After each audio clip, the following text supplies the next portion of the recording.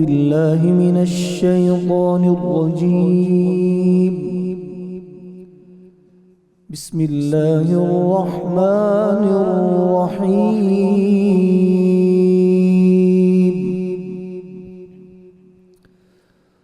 وقضى ربك ألا تعبدوا إلا إياه وبالوالدين إحسانا.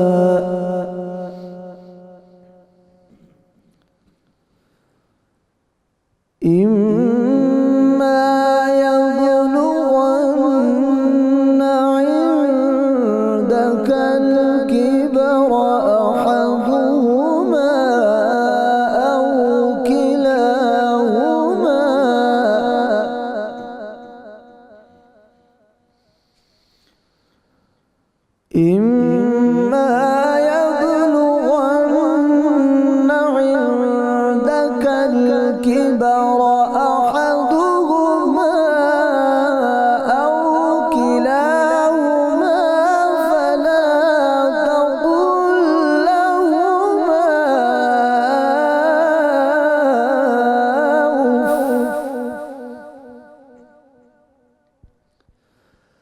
فلا تقل لهما أف ولا تنهرهما وقل لهما قولا كريما.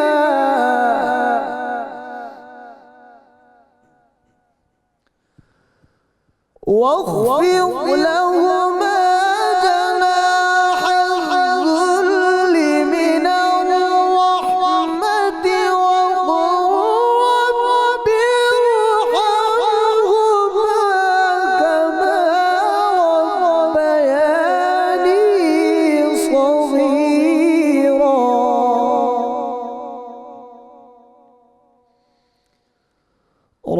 ربكم أعلم بما في نفوسكم إن تكونوا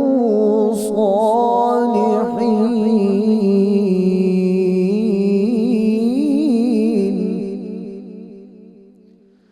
فإنه كان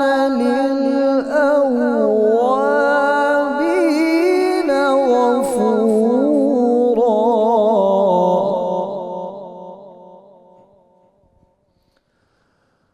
وآت ذا القربى حقه والمسكين وابن السبيل ولا تبذر تبذيرا. وآت ذا القربى حقه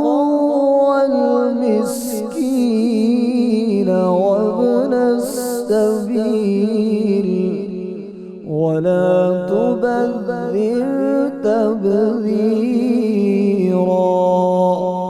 صدق الله العلي العظيم. جزاک اللہ. السلام علیکم ناظرین کرام. 92 نیوز چینل کی رحمت رمضان افطار ٹرانسمیشن میں میں فاطمہ فیاض اپنے ساتھیوں کے ساتھ حاضر ہوں اور آج کے اس پروگرام میں میری ساتھی میزبان ہیں ڈاکٹر قرۃ العین طاہرہ. آج ہم ایک ایسے موضوع پر بات کرنے والے ہیں جو معاشرتی سطح پر دینی لحاظ سے بہت اہم ہے. آج ہم بات کریں گے باپ کی عظمت پر، اس کے شان و مرتبے پر. ناظرین کرامی، باپ کسی بھی معاشرے میں خاندانی نظام کی بنیادی اکائی ہے. وہ اساس، وہ بنیاد ہے جس پر خاندان کی عمارت قائم ہوتی ہے. باپ کا وجود وہ سائبان ہے جس کے تلے اولاد زمانے کی دھوپ چھاؤں میں اس کی سردی گرمیوں کو سہتے ہوئے، اس سے بچتے ہوئے پروان چڑھتی ہے. اولاد کی پرورش میں ماں کا کردار، اس کی ہم بہت بات کرتے ہیں، بے شک ماں کے پاؤں تلے جنت ہے، لیکن حدیث مبارکہ میں یہ بھی آیا ہے کہ باپ کا وجود جنت کے بیچ کا دروازہ ہے، اور باپ کی رضامندی میں اللہ کی رضامندی ہے۔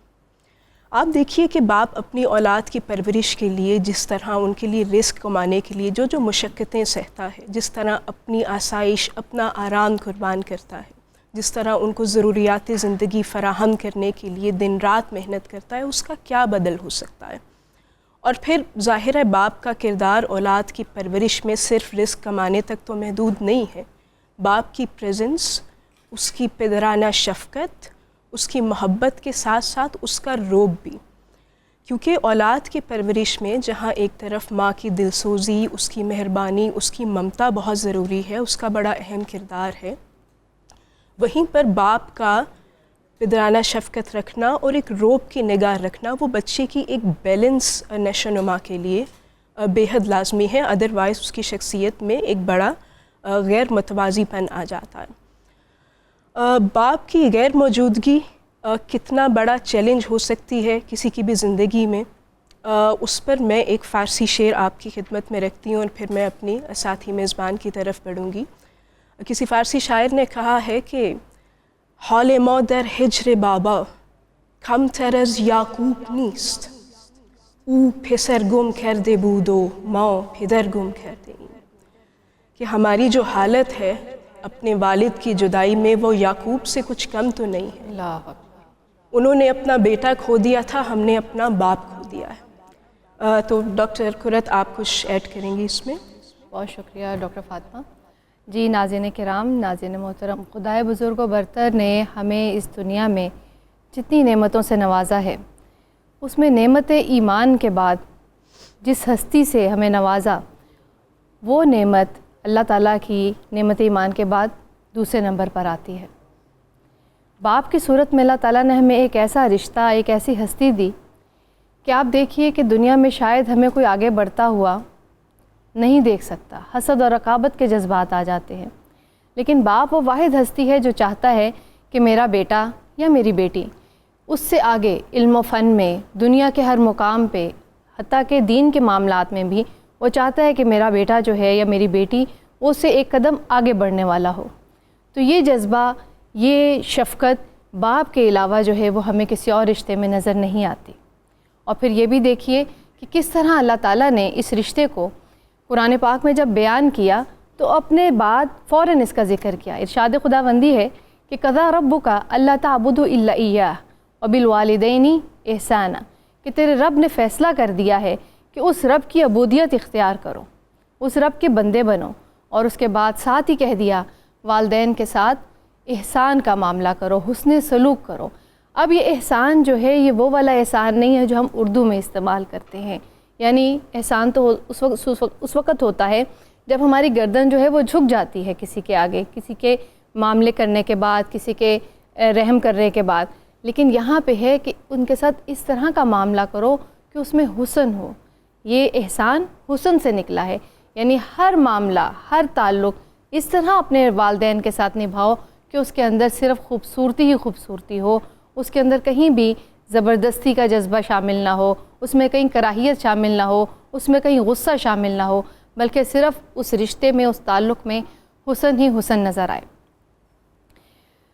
میرے اپنے والد صاحب اس دنیا سے چلے گئے، اس وقت میں نے جو احساس، جس احساس سے میں گزری، وہ ایک ایسا احساس تھا، والدین ہمیشہ ہمارے ساتھ نہیں رہتے، ایک دن ان کو اس دنیا سے جانا ہوتا ہے، لیکن ہم کبھی اس چیز کے بارے میں سوچتے نہیں ہیں کہ یہ رشتے کبھی ہمارے سر سے ان کا ہاتھ جو ہے وہ ہٹ جائے گا۔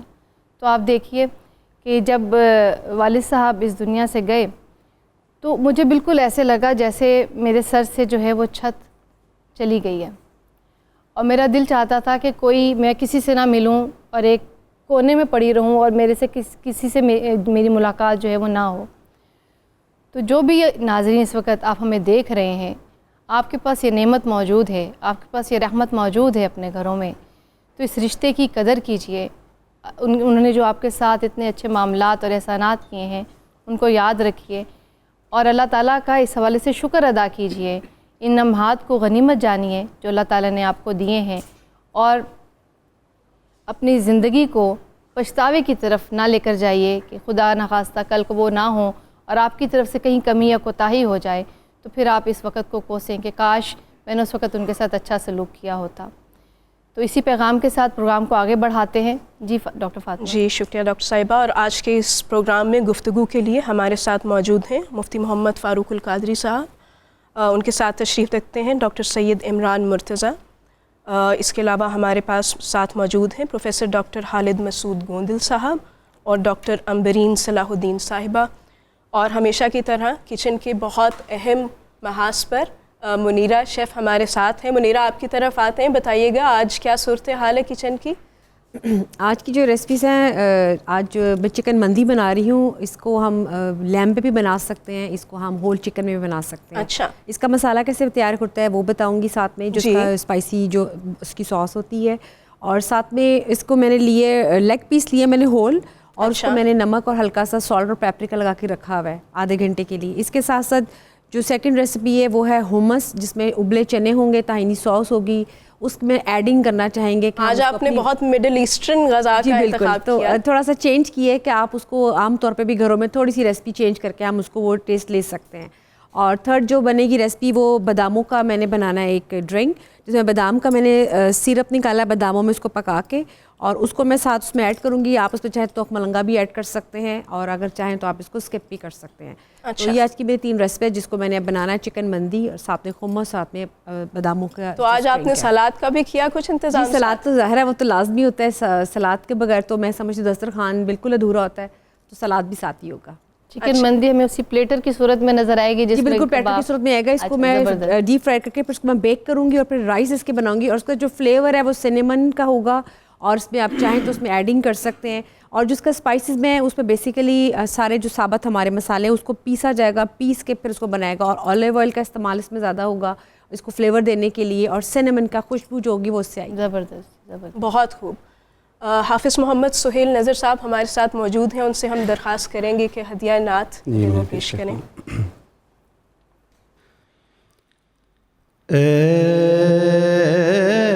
ایسا کوئی محبوب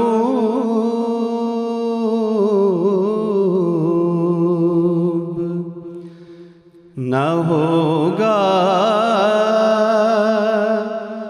نہ کہیں ہے،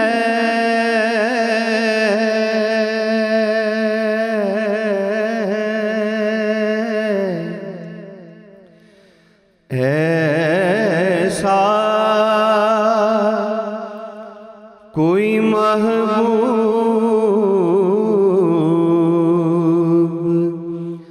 نہ ہوگا، نہ کہیں ہے،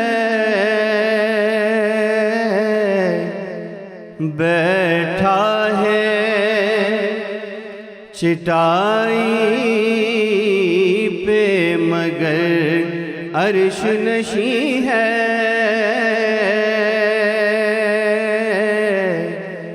بیٹھا ہے چٹائی پہ مگر عرش نشیں ہے،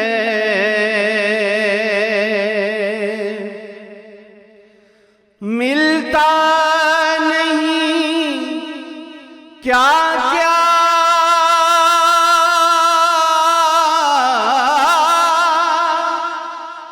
دو جہاں کو تیرے در سے،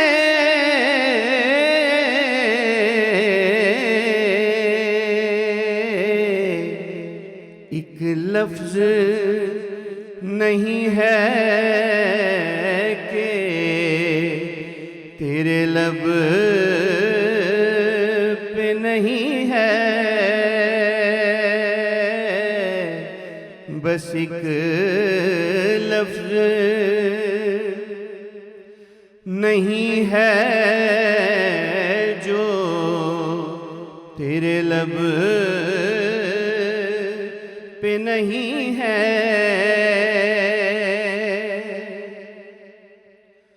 تو چاہے تو ہر شب ہو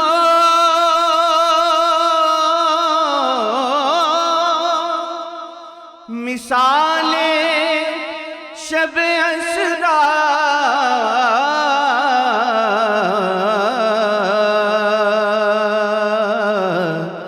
تیرے لیے دو چار قدم عرش بری ہے تیرے لیے دو چار قدم عرش بری ہے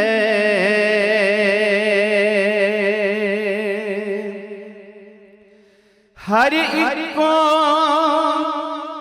میسر کہاں اس در کی غلامی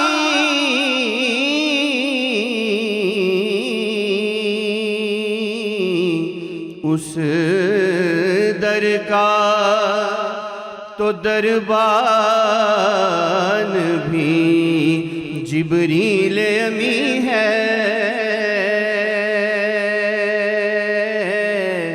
اس در کا تو دربان بھی جبریل امی ہے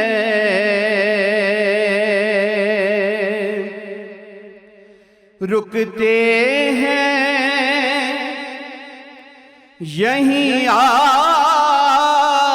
کے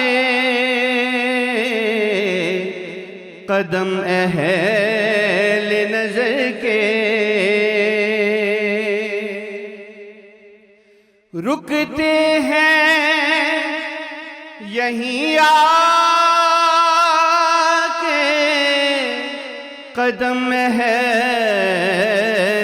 نظر کے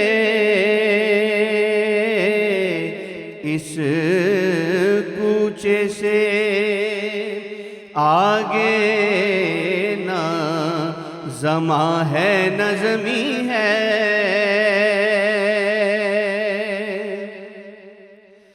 دل گریا کنا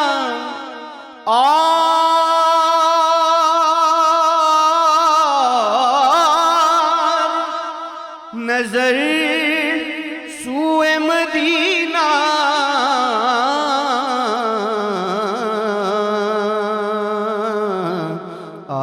اعظم تیرا انداز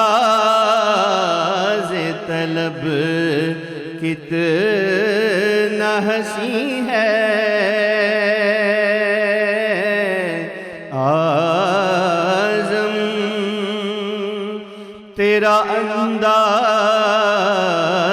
طلب کتنا حسین ہے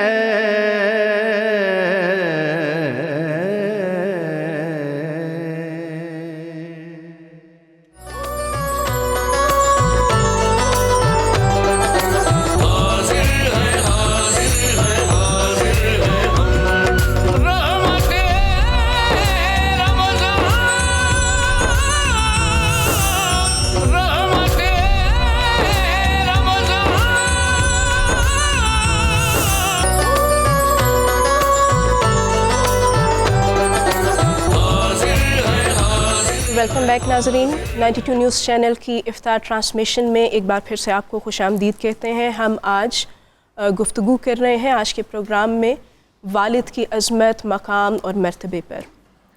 مفتی صاحب، مجموعی ہمارا ایک معاشرتی رویہ سا بن گیا ہے کہ ہم بہت زیادہ والدہ کا ذکر کرتے ہیں، ماں کے حقوق کا ذکر کرتے ہیں، کہیں تھوڑا سا اگنور ہو جاتا ہے اس میں والد کا کردار۔ تو آپ فرمائیے گا کہ قرآن مجید میں والدین کے حقوق خاص طور پر باپ کے حوالے سے اور اس کی عظمت کے حوالے سے کیا ذکر ہے؟ بسم اللہ الرحمن الرحیم۔ عمومی طور پر آپ نے درست فرمایا کہ ہمارا مزاج یہی ہے، اور قرآن مجید میں بھی یہ دونوں ہی طریقے موجود ہیں۔ جی۔ والدین کا اکٹھا ذکر بھی ان کے آداب، ان کے احترام اور ان کے مرتبے اور مقام کے حوالے سے ہے، اور اسپیسیفک منفرداً والد کا الگ ذکر بھی موجود ہے۔ جی، اور قرآن مجید نے جس انداز سے باپ کا ذکر کیا ہے، پڑھنے والے کا دل پکارتا ہے کہ باپ بڑی ہی عظیم اور بہت عمدہ اور بہت اعلیٰ ہستی ہے۔ بے شک۔ اللہ تعالیٰ جس چیز کی قسم ارشاد فرمائے جی، وہ چیز بڑی قابل عزت اور قابل احترام ہوتی ہے، بالکل، کیا بات کہ اللہ جس کو اپنے قسم کے ساتھ منسوب کر لے جی، وہ عام چیز نہیں ہو سکتی۔ ایسا ہی ہے۔ اللہ تعالیٰ نے رشتوں میں سے باپ کا ایک ایسا رشتہ ہے جس کی خود قسم ارشاد فرمائی۔ واہ واہ سورہ بلد میں فرمایا وَوَالِدٍ وَمَا وَلَدٍ، واہ، ہمیں باپ کی قسم ہے۔ کیا بات۔ اور یہاں چونکہ قرآنی آیت میں کسی مخصوص باپ کا ذکر نہیں ہے، اس میں اطلاق اور عموم ہے، صحیح۔ اور بس رشتہ باپ ایک ایسا ہے کہ اللہ تعالیٰ نے اس رشتے کی قسم یاد کر کے اس کو عزت، احترام اور تقدس عطا کر دیا۔ واہ، البتہ مفسرین نے ضرور لکھا ہے کہ اس باپ سے مراد یا حضرت آدم علیہ السلام ہیں یا حضور جان عالم صلی اللہ علیہ وآلہ وسلم کے عظیم المرتبت باپ حضرت عبداللہ رضی اللہ تعالیٰ عنہ ہیں۔ اچھا، ایک اور مقام پر قرآن مجید نے باپ کی عظمت کو ایک پوری منظر کشی کے ساتھ بیان فرمایا، اچھا، اور وہ سورہ یوسف کی آیت نمبر 99 ہے اور 100 ہے۔ حضرت یعقوب، حضرت یعقوب علیہ السلام تشریف لائے اپنے لخت جگر حضرت یوسف سے ملنے کے لیے ایک مدت مدید اور عرصہ دراز کے بعد۔ اچھا، ابھی وہ شہر مصر میں نہیں پہنچے، آؤٹ آف اسٹیشن ہے، آؤٹ آف سٹی ہیں، تو حضرت یوسف علیہ السلام امراء، وزراء، عمائدین سلطنت، بڑے بڑے ذمہ داران، علماء، بڑے بڑے اہل علم لوگوں کا ایک لشکر جرار لے کر شہر کے باہر چلے گئے۔ اچھا، حضرت یعقوب علیہ السلام پہنچے، حضرت یوسف علیہ السلام کا ایک لشکر دیکھ کر حضرت یعقوب نے پوچھا یہ اتنا بڑا لشکر کون ہے اور کس لیے آ رہا ہے؟ تو بتایا گیا جی کہ یہ آپ کے نور نظرت حضرت یوسف ہیں اور آپ کے استقبال کے لیے آئے۔ اللہ اکبر۔ اور حضرت یوسف نے آگے بڑھ کر اپنے والد گرامی کو بغل گیر کیا، واہ، اور یہ جو ملاقات تھی، اس ملاقات کی لذت وہی محسوس کر سکتے تھے جو ایک عرصے بعد ایک دوسرے کے سینے جدائی لگ رہے صحیح ہو، تھے، بالکل ایسا۔ یا وہ محسوس کر سکتا ہے جو فرقت اور جدائی کا مارا ایک عرصے بعد اپنے محبوب سے وصل پائے۔ ایسا ہی ہے۔ حضرت یوسف علیہ السلام نے عرض کی والد گرامی مرتبت آپ شہر میں داخل ہوئیے، یہاں آپ کو ہر طرح کا آرام حاصل ہوگا۔ جی، پھر جب وہ ایوان یوسف میں پہنچے تو حضرت یوسف علیہ السلام نے وہاں کیا کیا، جی، اس بات کو بھی قرآن نے اسپیسیفک کوڈ کیا ہے۔ جو تخت مصر پر تھا جس پر بادشاہ مصر بیٹھتے تھے، جی ہاں، حضرت یوسف اس پر نہ گئے، کہا وَرَفَعَ أَبَوَيْهِ عَلَى الْعَرْشِ، انہوں نے اپنے والد گرامی مرتبت حضرت یعقوب اور اپنی والدہ کو درخواست کی کہ آپ اس تخت پر تشریف رکھیں، سبحان اللہ، کیسی اور اچھی آپ بات کے ہے، والدین اس تخت پر بیٹھے جہاں حضرت یوسف تشریف رکھتے تھے۔ واہ، اب یہ پورا قرآن مجید نے ایک خاکہ کھینچ کر، ایک منظرنامہ منظرنامہ دکھا کر لوگوں کو بتایا ہے کہ والد اور والدہ کا یہ تقدس ہوتا ہے، اور اللہ کے انبیاء بھی اپنے والدین کے احترام کا اس درجہ خیال اس کرتے ہیں۔ درجہ خیال رکھیں۔ تیسرا ایک اور میں حوالہ آپ کو سورہ کہف سے پیش کرنا چاہتا ہوں۔ جی، ایک اور اینگل سے اولاد کو، والدین کو سمجھنے اور خاص طور پر والد کو سمجھنے اور اس کے احترام اور اس کے ساتھ محبت کرنے کی طرف مائل کیا، وہ اس طرح کہ حضرت موسیٰ کلیم اللہ اور حضرت خضر علیہ السلام اتنے جلیل القدر اور برگزیدہ بندے ایک دیوار گراتے ہیں، اسے نئے سرے سے بنا دیتے ہیں۔ بالکل، حضرت موسیٰ کلیم نے سوال کیا کہ اے خضر، جب یہ گرانی تھی تو پھر آپ نے دوبارہ کیوں بنائی؟ کیا سبب ہے؟ تو حضرت خضر علیہ السلام نے عرض کی کہ اے موسیٰ کلیم اللہ، جی اس دیوار کے نیچے 2 یتیم بچوں کا وراثتی مال چھپا ہوا تھا جو ان کے والد نے ان کے لیے چھوڑا تھا۔ واہ، اللہ کی حکمت یہ تھی کہ وہ مال محفوظ رہے اور ان یتیموں تک پہنچے۔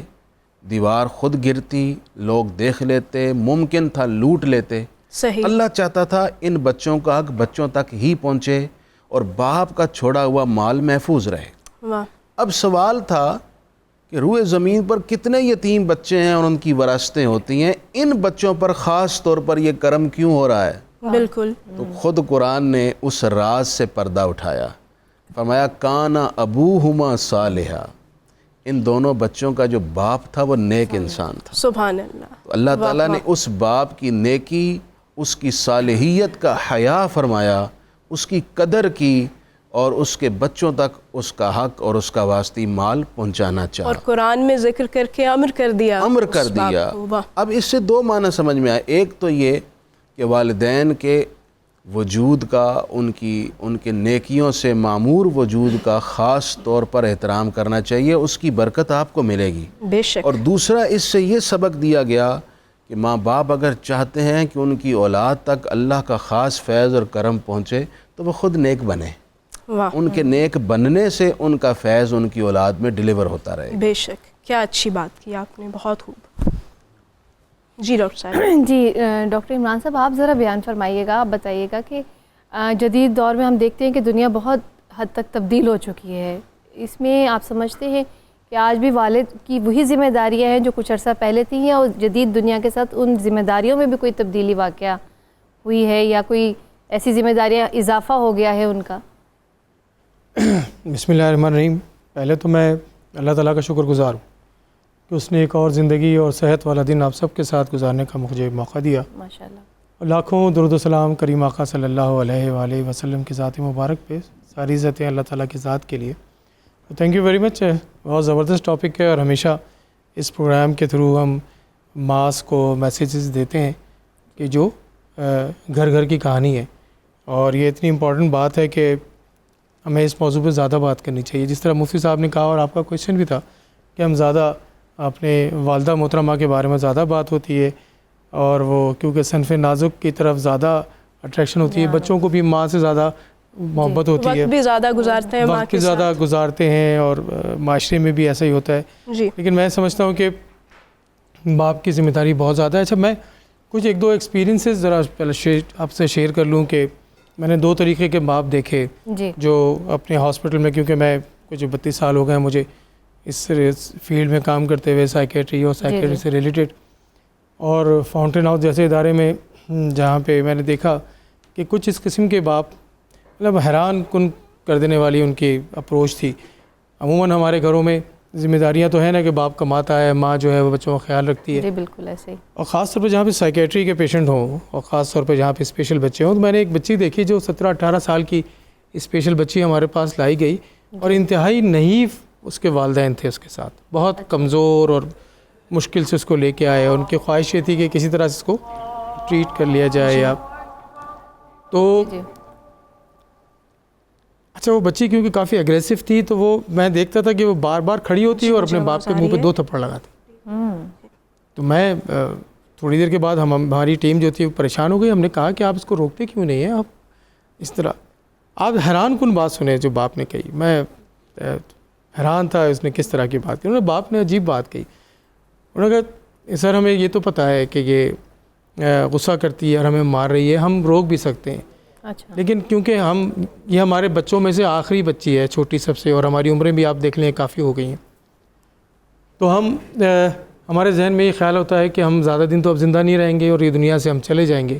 جی اچھا، اس کو یہ بھی نہیں پتا کہ ہم اس کے والدین ہیں، یعنی اس کو بچی کی اتنی وہ اسپیشل بچی تھی نا، اس کو یہ بھی نہیں پتا تھا کہ یہ اس کے والدین ہیں۔ لیکن جب کوئی بعد میں ہمارے اس کو مارے گا اللہ، تو اس کو یہ خیال ضرور آئے گا کہ کوئی باپ، کوئی تھا، کوئی بزرگ تھا واہ، کہ جب وہ اس کو میں مارتی تھی تو وہ آگے سے مجھے نہیں مارتا تھا۔ آپ مطلب آپ اس جذبے کو دیکھیں, اس باپ کے جذبے کو دیکھیں. کیا بات, مطلب یہ چیزیں میں نے دیکھی. میں نے اسی طرح ایک بچی دیکھی جو اسی طرح 17-18 سال کی 20 سال کی ہمارے پاس لائی گئی. اس کے بال کو گنجا کیا ہوا تھا, بڑی اچھی شکل صورت کی, کسی اچھے اسکول میں پڑھتی ہوئی. اس کو لایا گیا ہمارے پاس تو اس کا باپ روئے جائے اس کو یہاں رکھ لیں, اس کو یہاں رکھ لیں. تو میں نے ان سے کہا کہ بھئی ہمارے حساب سے تو یہ اس طرح سے بچے نہیں ہیں, نا ہم اس طرح کے بچوں کو اپنے پاس ایڈمٹ کرتے ہیں, یہاں تو لانگ ٹرم کے لیے رکھتے بھی نہیں. جی.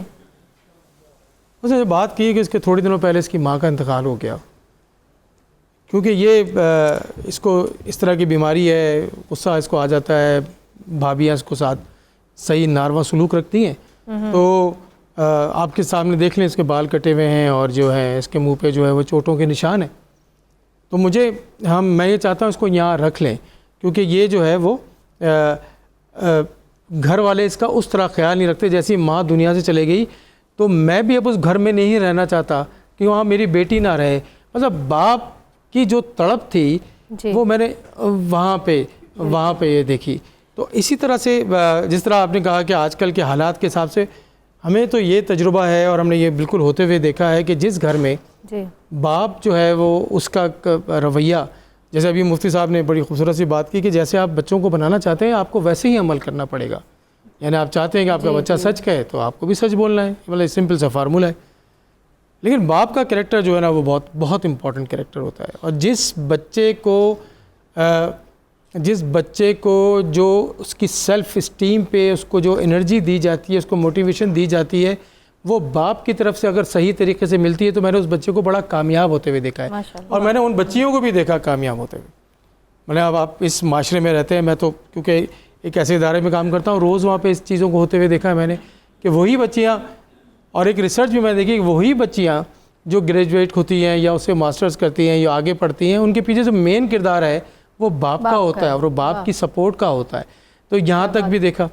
اور باپ کی ذمہ داری من حیث القوم اب تو ATM مشین سے آگے کی ہے نا, نہیں تو ہم عموماً یہ سمجھتے ہیں کہ ATM مشین سے زیادہ کی ذمہ داری ہے. تو وہ اس میں باپ کا بڑا کردار ہے. اچھا باپ ایک عجیب کلچر بھی ہے ہمارے معاشرے میں کہ مرد کو تو درد نہیں ہوتا نا, ایک مرد رو بھی نہیں سکتا. اچھا مرد کو ڈپریشن بھی نہیں ہوتا. تو یہ جینز میں تو نہیں ہے. میں خیر بچے کو جب وہ پیدا ہوتا ہے, جب وہ روتا ہے تو بیٹے کو کہا جاتا ہے کہ بھئی بیٹوں کو درد نہیں ہوتا یا لڑکے کو درد نہیں ہوتا, اور بیٹی روتی ہے تو اس کو نارمل سمجھا جاتا ہے. بالکل نارمل لیتے ہیں شروع سے ٹریننگ. اور آپ کو پتہ ہے وہ ایک مرد کو درد نہیں ہوتا والا کانسیپٹ جو ہے وہ ہمارے معاشرے میں نہ رو سکتا ہے.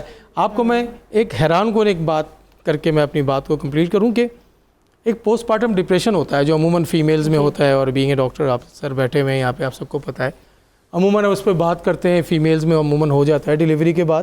پوسٹ پارٹم ڈپریشن مرد میں بھی ہوتا ہے کہ جب اس کا بچہ پیدا ہوتا ہے اور وہ اس کو کبھی ڈسکس نہیں کرتے. وہ احساس ذمہ داری جو پیدا ہوتی ہے, وہ رسپانسبلٹی پیدا ہوتی ہے, وہ ایک نئی ذمہ داری پیدا ہوتی ہے جس کا اس کو ایکسپیرینس نہیں ہوتا. تو یہ ایک بڑی امپورٹنٹ جو ہے نا وہ بات ہے کہ جس پہ ہمیں بات کرنی چاہیے. سپورٹ ذرا تھپکی مرد کو زیادہ لگانی چاہیے, اس کو نہیں لگاتے. بہت خوب. ڈاکٹر مسعود آپ کی طرف آتے ہیں. یہ فرمائیے کہ ماں کی تو ممتا اور محبت اور مہربانی وہ تو اپنے بچوں کی غلطیاں بھی ڈھانپ لیتی ہے, اس کو تو گوارا ہی نہیں ہوتا کہ وہ اپنے بچے کو ذرا کسی بھی سختی کا سامنا کرے. ایسے میں جو باپ کا کردار ہے اس کو بیلنس کرنے میں, گھر کا ماحول اور بچے کی تربیت, اس پر کچھ فرمائیے گا. اچھا دیکھیں, اس میں عام طور پہ یہ سمجھ جاتا ہے کہ ممتا ماں میں ہے جی, جبکہ ایسی بات نہیں ہے. باپ کی ریفلیکشن اس انداز میں نہیں ہوتی جس انداز میں ماں کی ریفلیکشن ہوتی ہے. جی ہاں, جو چاہت جو محبت باپ کی ہوتی ہے وہ تقریباً اسی طرح, اور جیسے پہلے کہا گیا کہ باپ ایک ایسی ہستی ہے جو ہمیشہ چاہتا ہے کہ میری اولاد میرے سے آگے ہو. ایسا ہی ہے. یعنی my father was a school teacher, اور اللہ کا شکر ہے کہ اب ہم چاروں بھائی میڈیکل میں آگے, پھر 2-3 یونیورسٹی کا وائس چانسلر مجھے بننا. یہ سارا والد کی ایک تربیت کا نتیجہ تھا جو اولاد کی انہوں نے تربیت. آج کل جو ایک جس چیز کا میں فقدان دیکھ رہا ہوں جی, وہ یہ ہے کہ نفسا نفسی کے دور میں اولاد کو اس انداز میں تربیت کے لیے والدین اور خاص طور پہ والد ٹائم کم دیتے ہیں, اویلیبلٹی کم ہوتی ہے. وہ صبح سے لے کر شام تک مصروفیت, اور آبویسلی کہ وہ کمائی اور ان تمام طریقوں کے لیے وہ مصروفیت جو ہے وہ ایک نارمل چیز ہے. لیکن جب اس قسم کا کمیونیکیشن گیپ ہوتا ہے پھر اولاد کی تربیت پہ اس کا اثر ہوتا ہے. ایسا ہی ہے. میرے والد صاحب باقاعدہ طور پہ ٹائم دیتے تھے, کوچ کرتے تھے, پڑھاتے تھے, سپروائز کرتے تھے, فیڈ بیک لیتے تھے, ریفلیکشن کرتے تھے. تو اللہ کا شکر ہے کہ اللہ نے ایک دنیاوی طور پہ اور ایک اچھی زندگی دی. اور میں نے یہ اپنے والد صاحب سے یہ سیکھا. والد استاد بھی پہلا ہوتا ہے, والد رول ماڈل بھی ہوتا ہے, اور اولاد والد کو فالو بھی کرتی ہے, انسپریشن بھی ہوتا ہے. انہی کو فالو کرتے ہوئے اب by the grace of Allah almighty I got 4 sons, all are doctors. بیٹی بھی میری ڈاکٹر ہے. لیکن فجر کی نماز پہ اگر میں لاہور میں ہوں تو اپنے بچوں کے ساتھ بیٹھ کے 5-10 منٹ کی ہم ضرور ریفلیکشن کرتے ہیں کہ آج آپ کا دن کل کیسا گزرا اور آج کا دن کل سے بہتر کیسے ہو. اور رات سونے سے پہلے بھی 5-10-15 منٹ کی ریفلیکشن کو حدیث کی کتاب پڑھ لی. آج کل کو تو رمضان کے دن ہیں اور میرا بیٹا خود حافظ ہے اور قرآن پاک سنتا یا سناتا ہے, سن رہا ہے اس وقت. افطاری کی, تراویح پڑھی. تراویح پڑھنے کے بعد پھر میں چونکہ ایک میرا آفس ہے وہاں ہم تراویح کراتے ہیں, تو تراویح کے بعد میں اپنے بچوں کے ساتھ خود بیڈمنٹن کی گیم کرتا ہوں. کیا بات ہے. وہ آدھ پون گھنٹہ کبھی میرے سوشل میڈیا پہ آپ دیکھیں کہ میرے 3 جو بیٹے ہیں وہ میرے ساتھ گیم کر رہے ہیں, اور آدھ گھنٹہ اس قسم کا انٹریکشن وہ اولاد کی تربیت کے لیے ایک ضروری چیز ہے. یعنی جو ایک کوالٹی ٹائم ہے والد کا سارے دن کام یا آفس کے بعد آنا اور بچوں کے ساتھ بیٹھ کر بات کرنا اور کھیلنا, کوئی سپورٹس ایکٹیویٹی کرنا ہے, کیونکہ وہ بھی تو ظاہر ہے اس ساری تربیت کا حصہ. اور یہ جو ہم کہتے ہیں کہ والد کا کچھ ڈر بھی اولاد کے دل میں ہونا چاہیے, آپ اتفاق کرتے ہیں اس سے یا یہ پرانی بات؟ نہیں, کیرٹ اینڈ اسٹک والی پالیسی ضرور ہونی چاہیے. اچھا. والد کو فرم ہونا چاہیے. صحیح. دیکھیں اگر بالکل ایک میں اس انداز میں نہیں کہتا کہ ڈر ہو, لیکن یہ احساس ضرور ہونا چاہیے کہ والد ہمیں واچ کر رہا ہے. صحیح. جب وہ یہ احساس ہوگا تو کافی ایول سے بچے بچیں گے. ہم جواب دیں ہیں. اور ویسے آپس کی بات یہ ہے کہ ہمارے والدین تو اچھے خاصے, وہ ایک تربیت والا پورا ماحول ہوتا تھا. کبھی کوئی ارریگولیرٹی ہوتی تھی تو تھوڑی سی فزیکل تربیت بھی ہو جاتی تھی.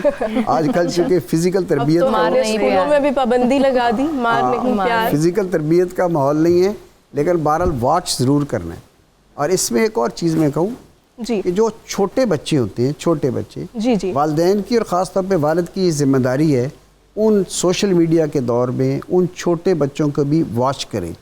چھوٹا بچہ اکیلا کمپیوٹر میں نہ بیٹھا ہو, لاک کر کے کمرے میں اکیلا بیٹھنا, وہ چیزیں کافی ڈسٹریکشن کی طرف لے کے جاتی ہیں. تو فرمنیس کے ساتھ بچوں کی سپرویژن کریں گے, بہترین تربیت ہوگی, اور جب آپ جیسے چاہیں گے اولاد اس انداز میں آگے بڑھیں. بہت جی ڈاکٹر صاحبہ. جی ڈاکٹر امرین صلاح الدین صاحبہ, آپ ذرا بیان فرمائیے گا.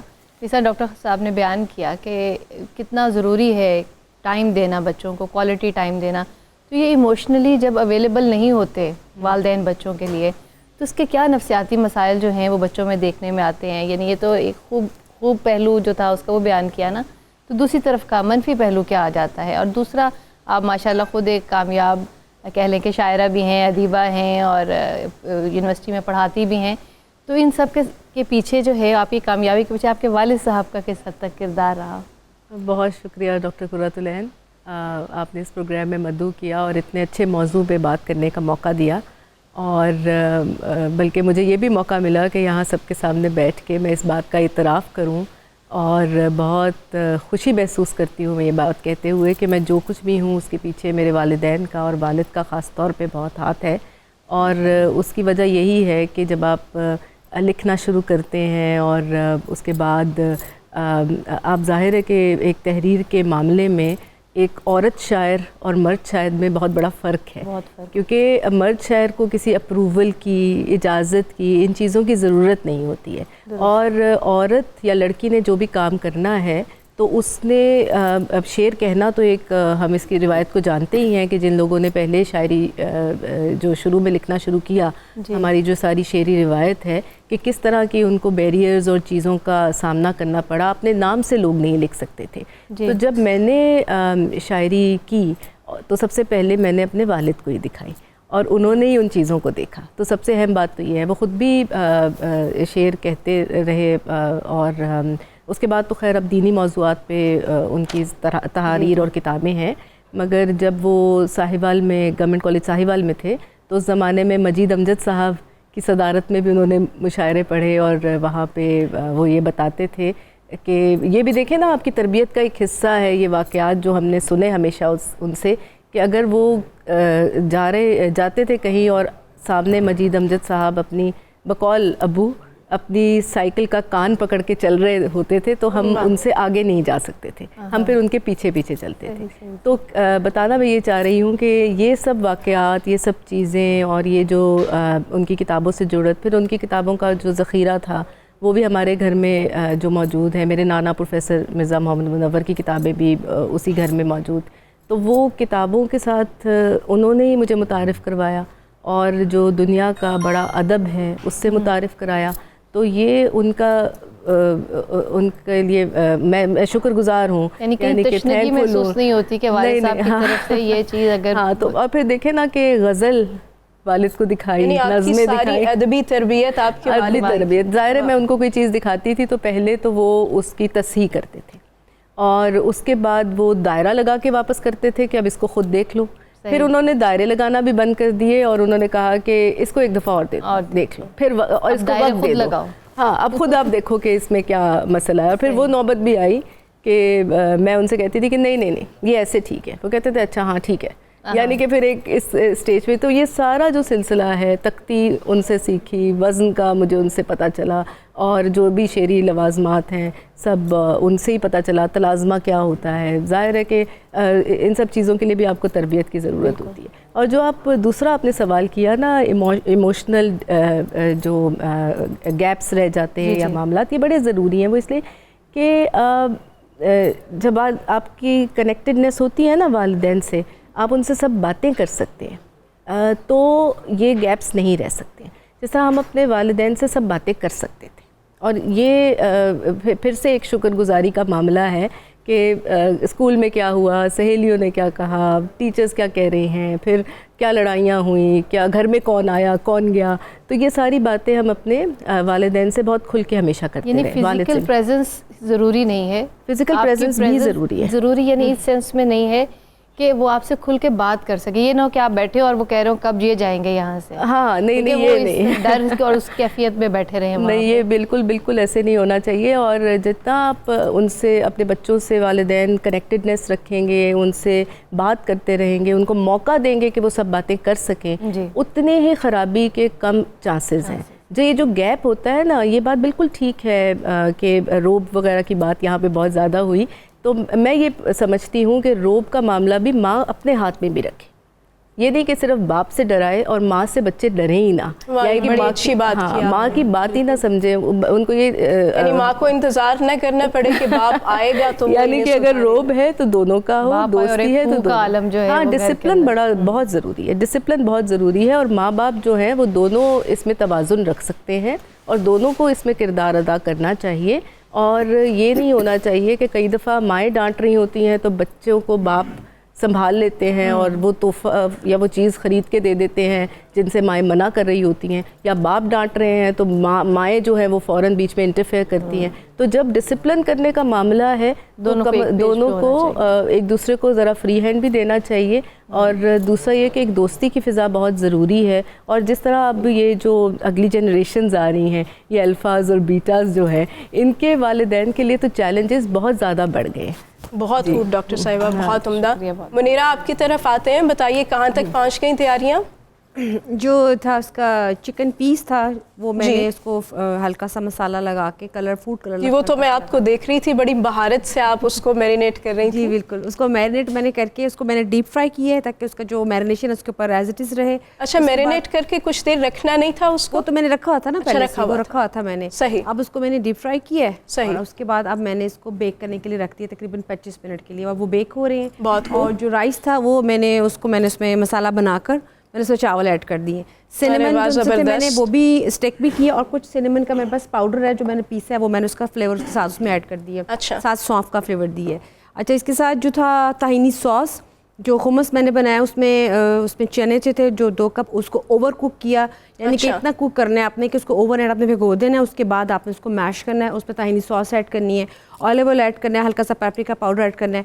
उसके बाद इज़ अप टू यू कि आपने उसमें कितनी इसमें थोड़ी सी चिलीज ज़्यादा रखनी है. सही. वो मैंने बना ली है. अब मैंने इसका ये प्लेटर रेडी करी. अपने जो प्लेटर है उसमें मैंने फ्राइज़ किए हैं. अभी राइस होंगे, फिर उसका वो जो मैंने जो पीस है उसका वो किया है, और फिर उसका प्लेटर चलाऊँगी. अभी इसकी मैं गार्निशिंग रेडी कर रही हूँ. बस आज तो आप फुल रेस्टोरेंट स्टाइल में प्लेटर बना रही हैं. बहुत उम्दा, बहुत ज़बरदस्त. जी हाफिज़ मोहम्मद सुहेल साहब आपकी तरफ आते हैं, क्या इनायत फरमाएंगे? दिल तेरी यादों से महकता ही रहेगा, ये दिल तेरी यादों से महकता ही रहेगा, ये दिल तेरी यादों से महकता ही रहेगा,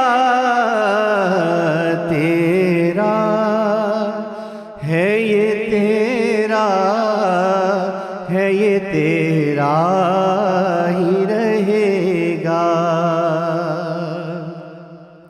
तेरा है ये तेरा है ये तेरा ही रहेगा,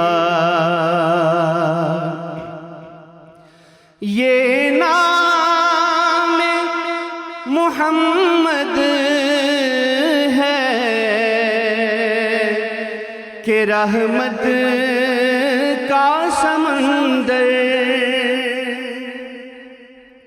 ये नाम मोहम्मद है कि रहमत का समंदर, बहता है ये बहता है ये बहता ही रहेगा. बड़ा खूबसूरत शेर. सरकार से मांगो तो सही आल का सदका, सरकार से मांगो तो सही आल का सदका, फिर मिलता है ये मिलता है ये मिलता ही रहेगा, मिलता है ये मिलता है ये मिलता ही रहेगा. हासिल कलाम शेर है लुत्फ के आका मुझे महशर में ये कह दे, है लुत्फ के आका मुझे महशर में ये कह दे, मेरा है ये मेरा है ये मेरा ही रहेगा, मेरा है ये मेरा है ये मेरा ही रहेगा.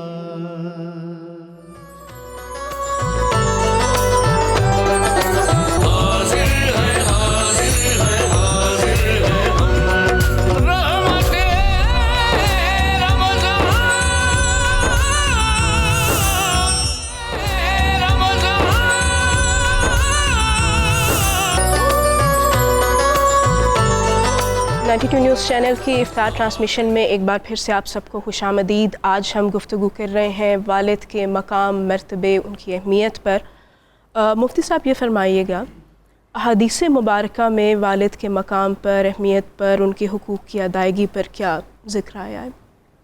جی بہت ساری احادیث ہیں جو خاص طور پر والد کی شان، عظمت، مقام، مرتبہ کے بیان میں موجود ہیں۔ جی ایک حدیث پاک یوں ہے کہ آپ صلی اللہ علیہ وسلم نے ارشاد فرمایا ہے کہ الوالد اوسط ابواب الجنہ، واہ واہ، جنت کے متعدد دروازے ہیں، جی جو اس کا مین گیٹ ہے نا، جو کسی بھی گھر کا حسن ہوتا ہے، بالکل، آپ صلی اللہ علیہ وسلم نے فرمایا کہ اولاد کے لیے ان کی جنت کا مین گیٹ ان کا والد ہے۔ کیا بات ہے، واہ۔ اور ایک اور بات، چونکہ اس سے قبل جو بات ہو رہی تھی، جی ماں کا بڑا مرتبہ ہے، ایسا ہی ہے، ماں کے قدموں میں جنت ہے، اور 3 مرتبہ حکم آیا کہ ماں کی خدمت کرو، حسن چوتھی سلوک مرتبہ باپ کا فرمایا گیا۔ جی بڑا رتبہ ہے ماں کا، بالکل، لیکن ماں کی جنت بچوں کا باپ ہے۔ کیا بات ہے، کیا اچھی حضور بات علیہ السلام کی نے آپ۔ فرمایا ایما امرات ماتت وزوجها عنها راض دخلت الجنہ، او کما قال علیہ السلام، ہر وہ عورت جس سے اس کا شوہر راضی ہے وہ جنت میں جائے گی۔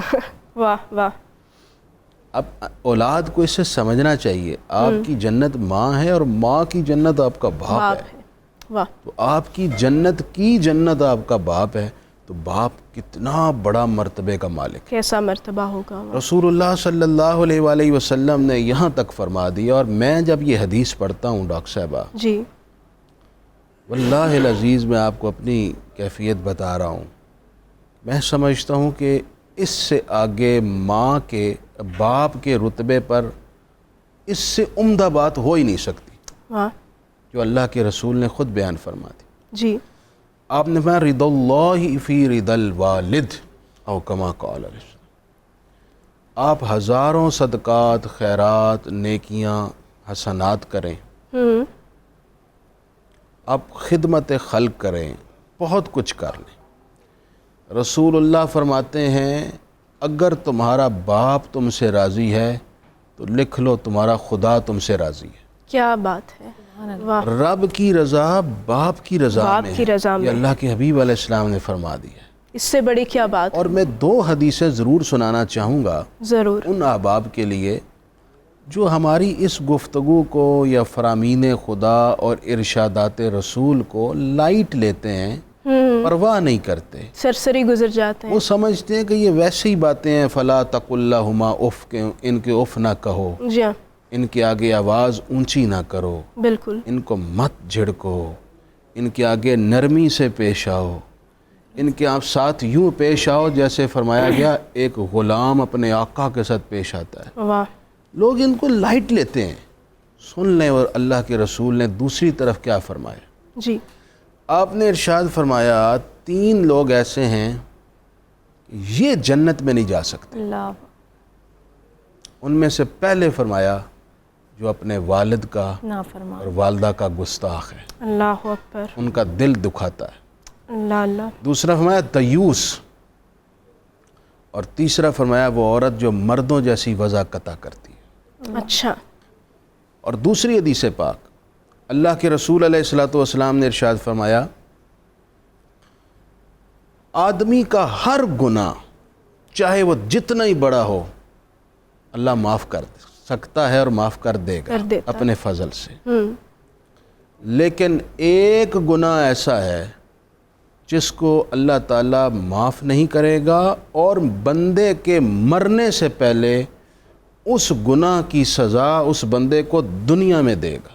اچھا، شعب الایمان کے اندر حضرت عبداللہ بن عمر سے یہ حدیث ہے، جی وہ فرماتے میں نے خود رسول اللہ سے سنا ہے، عرض کی آقا وہ کون بد نصیب ہے؟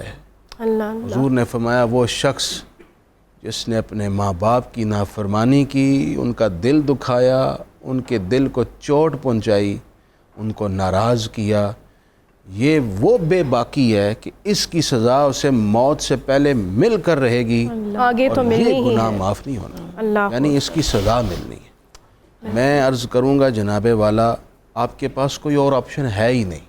جی عبداللہ بن عباس کا یہ جملہ نہ سناؤں تو میری بات مکمل ہی نہیں ہوگی. جی عرض کی گئی یا رسول اللہ صلی اللہ علیہ وسلم وَإِن ظَلَمَ، آپ فرماتے ہیں ماں باپ کی رضا میں جنت ہے، ماں باپ کی خوشی میں اللہ کی خوشی ہے، ماں باپ راضی ہوئے تو رب راضی ہوگا. اگر ماں باپ ظلم اور زیادتی کرتے ہوں تو پھر کیا کیا جائے؟ بالکل. تو رسول اللہ فرمانے لگے وَإِن ظَلَمَ، اگرچہ وہ ظلم اور زیادتی کیوں نہ کر لیں پھر بھی تم پر فرض ہے، تم ہر حال میں ان کے احترام کا اور ان کی خدمت کا حق ادا کرو گے، ان کی خوشی میں ہی تمہاری جنت. کتنا بڑا تو ہمارے پاس اور کوئی آپشن نہیں ہے جی، ایسا ہی. یہ آپ کی جنت ہے، اپنی جنت کو خود بچائیے. بالکل. جی ڈاکٹر عمران صاحب، آپ سے پوچھنا چاہوں گی، ابھی پہلے بھی ہم نے پچھلے سوال میں بھی ذکر کیا کہ وہ گھرانے آپ نے کہا کہ آپ کے مشاہدے میں آئے ہیں کہ جہاں پہ ماں باپ نے اپنے فرائض سے کوتاہی برتی، وہاں پہ نفسیاتی مسائل زیادہ ہیں. تو اب باپ جو ہے وہ معاشی استحکام کی ذمہ داری اس کے اوپر ہے، وہ گھر میں اتنی دیر موجود نہیں ہوتا اپنے بچوں کے پاس. تو کیا ایسی ٹپس ہیں آپ سمجھتے ہیں کہ اگر وہ والدین اپنا لیں، خاص طور پہ باپ جو کم وقت میں اس کو اپنا لے، تو بچے جو ہے وہ نفسیاتی مسائل سے اور اس طرح کی چیزوں سے بچ سکتے ہیں، چانسز کم ہو سکتے ہیں؟ جی بہت زبردست کویشچن ہے. اچھا میں یہ سمجھتا ہوں کہ بچے جو ہے نا وہ باتیں سننے سے زیادہ جی آنکھوں سے سیکھتے ہیں. درست. پروفیسر صاحب نے بھی بتایا عمل دیکھتے صحیح. ہیں.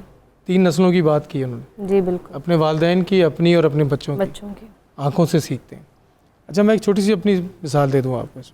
میں نے اپنے والد کو دیکھا کہ اپنی والدہ کی قبر پہ وہ بہت ریگولر جاتے تھے. میرے والد صاحب کا انتقال 2 سال پہلے 26 رمضان کو ہوا. میں بھی روز جاتا ہوں ان کی قبر پہ. میں نے اپنے باپ کو دیکھا ہے یہ کرتے ہوئے. تو جو آپ چاہتے ہیں اپنے بچے کو بنانے کے لیے آپ نے وہ کرنا ہے. یہ سب سے امپورٹنٹ چیز ہے، سب سے امپورٹنٹ چیز ہے. اچھا ہم کوالٹی پہ زیادہ توجہ دیتے ہیں، کوانٹٹی پہ زیادہ توجہ دیتے ہیں، لیکن جو اصل میں کوالٹی ٹائم ہے جی وہ سب سے امپورٹنٹ ہوتا ہے. آپ کے 15 منٹ یا 20 منٹ جو آپ اس کو دے سکتے ہیں، جی اور وہ ہی اتنا امپورٹنٹ ہونا چاہیے کہ وہ ویٹ کرے اس پہ، واہ. کہ وہ آ کے ویٹ کرے کہ ابا آئیں گے تو میرے ساتھ بات کریں گے، مجھے وقت دیں گے. اچھا میں نے ایک عجیب و غریب سلسلہ دیکھا جو اپنے بچپن میں میرے والد صاحب بھی کیونکہ استاد تھے، تو استادوں کا ایک عجیب رویہ ہوتا ہے کہ اندر آئے اور سب ڈر گئے اور چھپ گئے. وہ اب وہ والا کلچر نہیں ہے. تو میں یہ سمجھتا ہوں کہ دوسرے کے بچوں کو گلے لگانے کے بجائے اپنے بچوں کو گلے لگائے گا. اچھا. اور زیادہ گلے لگایا کر. جیسے جیسے بچہ بڑا ہو رہا ہے تو اس کے اچھا ہر ایج میں نا ڈفرینٹ قسم کی بیہیویئرز رکھنے ہوتے ہیں. جی اب خاص طور پہ جو یہ ایڈولیسنٹ کا ایج ہے جی تو اس میں جو ہے نا وہ تھپکی اور اپنا عمل دکھانا ہے آپ کو، تو گلے لگانے والا ٹائم. تو کوالٹی ٹائم اگر آپ دینے لگے بچوں کو تو وہ بہت خوبصورت وقت بھی ہو سکتا ہے. اور آپ ایک دوسرے اچھا ان کے ایک اور بھی چیز دیکھیے جو بڑے ہمارے سمجھتے ہیں، وہی سمجھتے ہیں کہ ہم عقلی کھلیں. اچھا بچے بھی سمجھتے ہیں عقلی کھلیں کیونکہ اب تو ان کے پاس موبائل آ گیا ہے، وہی سمجھتے ہیں ہمیں سب کچھ پتہ ہے. تو ایک تو بڑوں کو نا شیئر بھی کرنا چاہیے ان کے ساتھ، ان کے بھی مشورے لینے چاہیے.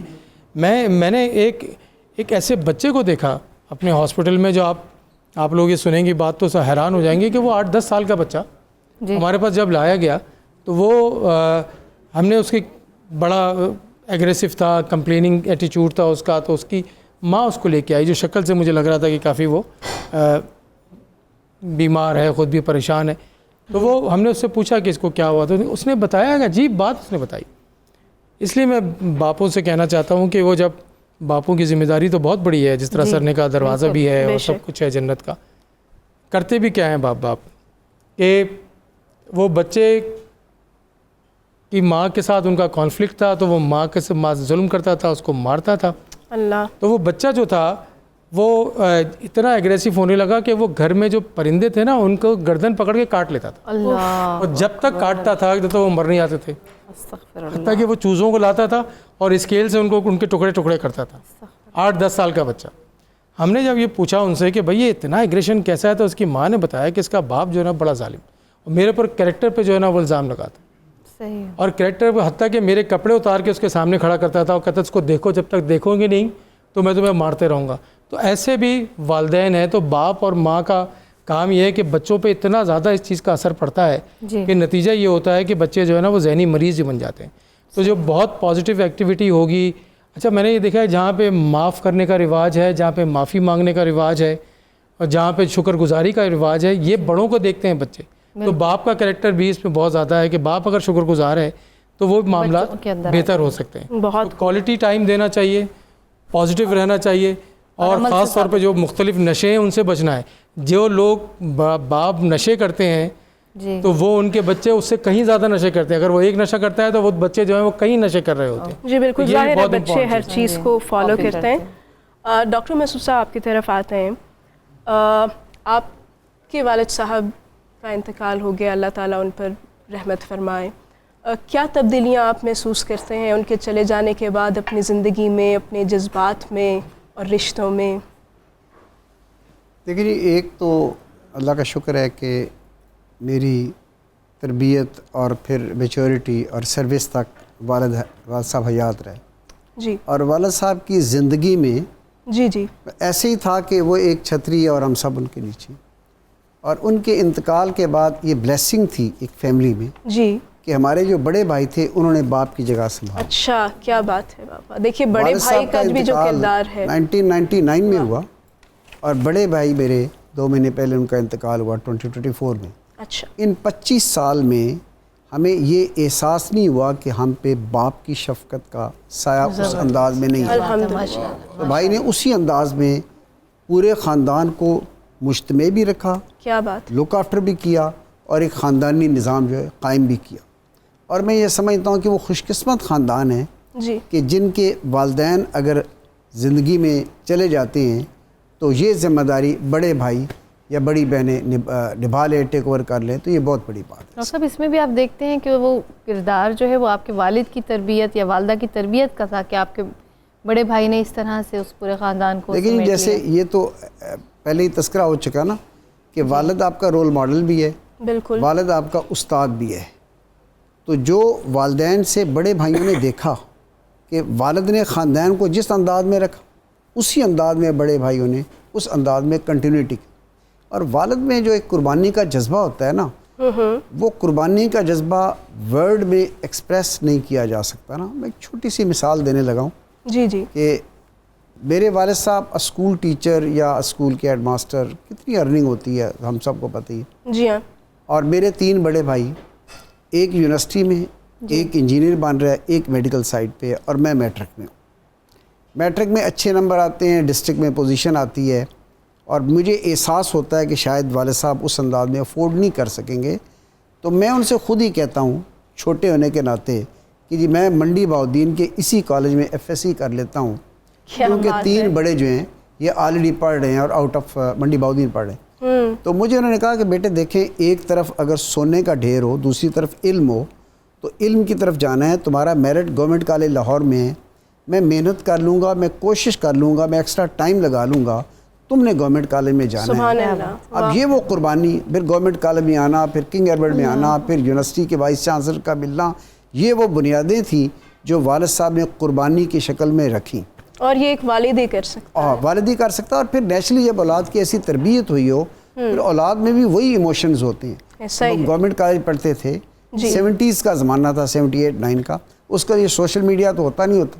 انتظار کرتے تھے کہ والد صاحب کا خط آئے, خط آنا, اس کو چومنا, آنکھوں کو لگانا, سرانے رکھنا, رات کو سونے سے پہلے پڑھنا, جب پڑھتے تھے بار بار پڑھنا, پڑھتے تو آنکھوں میں نمی آتی تھی اور وہ سکون کا باعث ہوتا.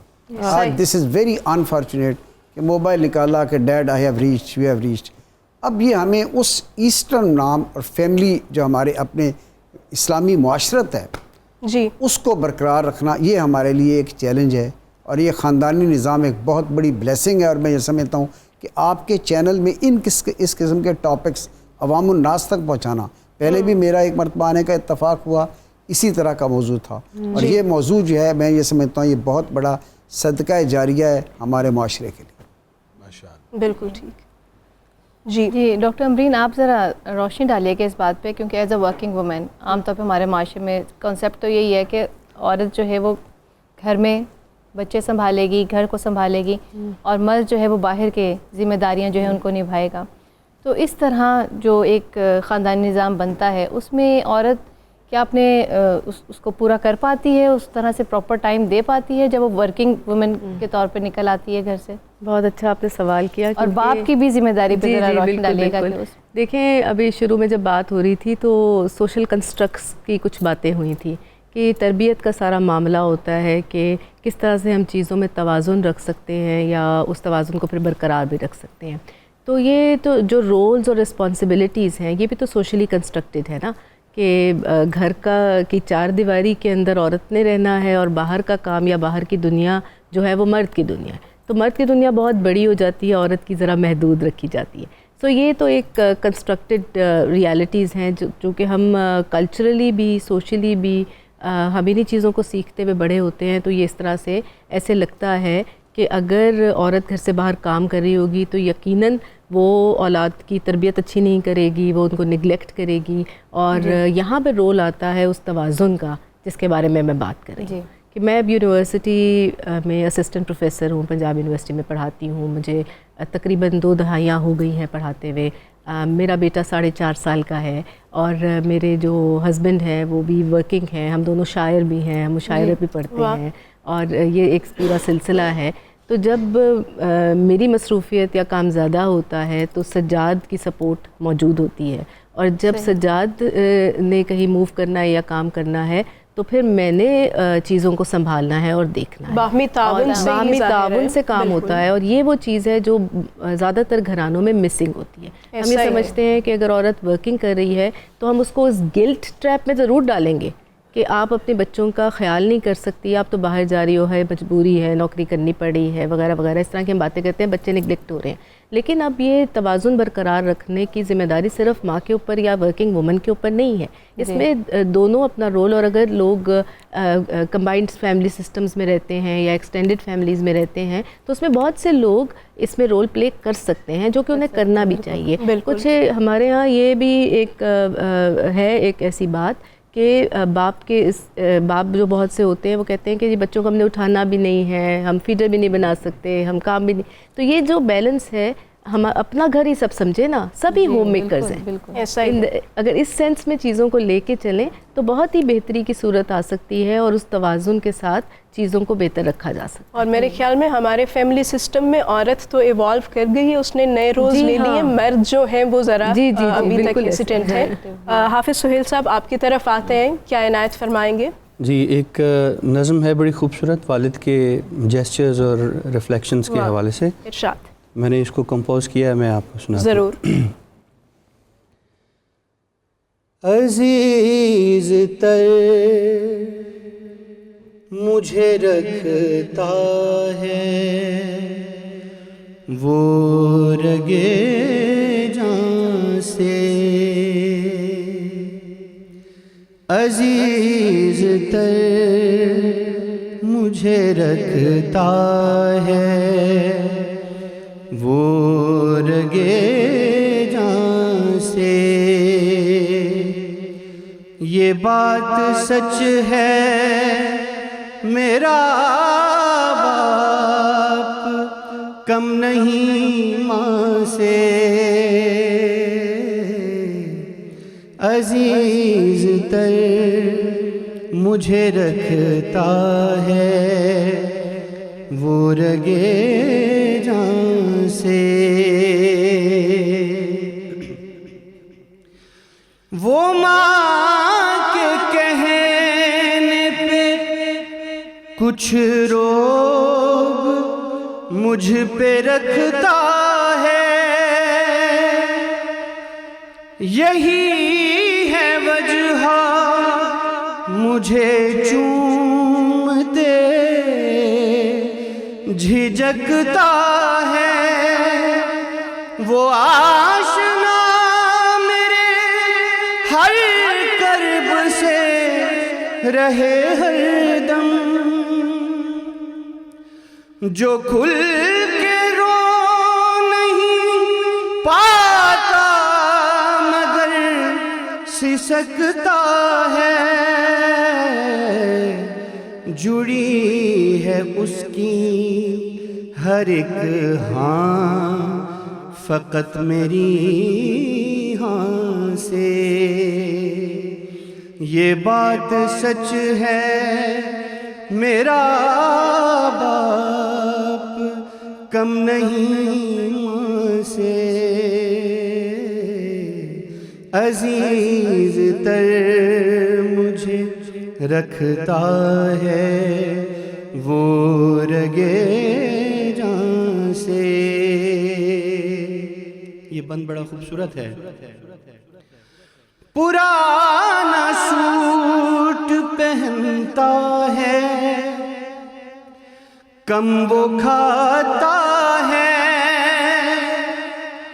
مگر کھلونے میرے سب خرید لاتا ہے. وہ مجھ کو سوئے ہوئے دیکھتا ہے جی بھر کے نہ جانے سوچ کے کیا کیا وہ مسکراتا ہے. میرے بغیر ہیں سب خواب اس کے ویران سے. یہ بات سچ ہے میرا باپ کم نہیں ماں سے. عزیز تر مجھے رکھتا ہے وہ رگے جان سے.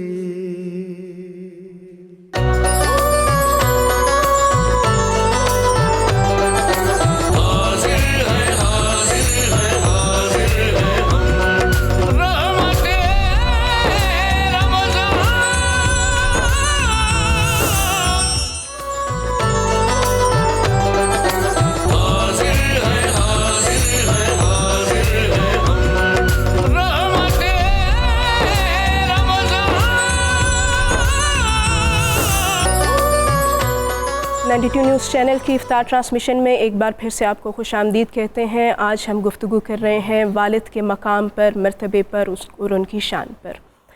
مفتی فاروق صاحب یہ فرمائیے گا، یہ جو ہمارے ہاں آج کل رجحان ہے کہ والدین کو بڑھاپے میں جو ہیں وہ گھر سے بھی بے دخل کر دیتے ہیں، کبھی اولڈ ہوم میں چھوڑاتے ہیں، یہ جو بدسلوکی ہے والدین کے ساتھ، کتنا سخت حکم ہے قرآن و حدیث میں ایسے لوگوں کے لیے؟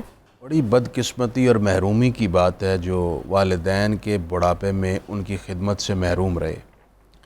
حدیث پاک ہے کہ رسول اللہ صلی اللہ علیہ وسلم منبر سے اتر رہے تھے کہ آپ نے کہا آمین 3 مرتبہ کہا.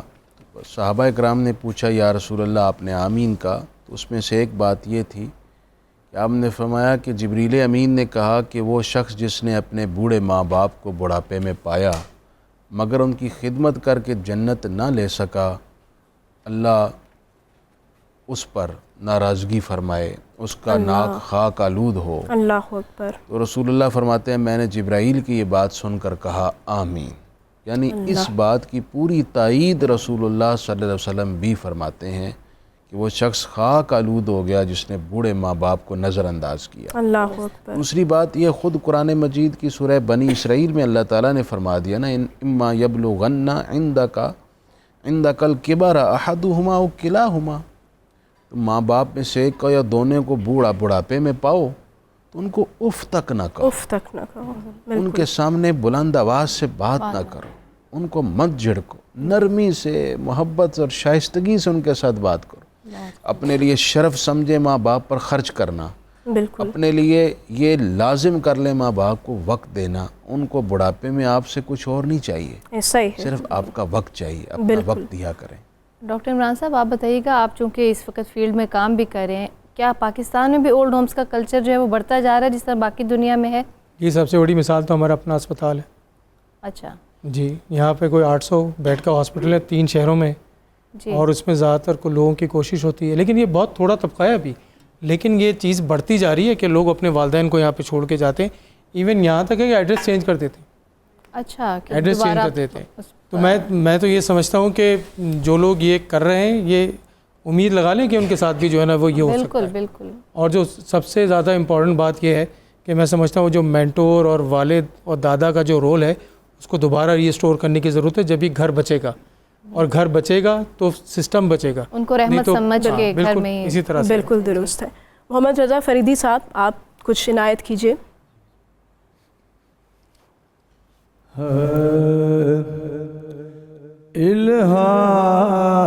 الہام کی رمجم، الہام کی رمجم، کہیں بخشش کی گھٹا ہے، یہ دل کا نگر ہے کہ مدینے کی فضا ہے، الہام کی رمجم سانسوں میں مہکتی ہے، مناجات کی کلیاں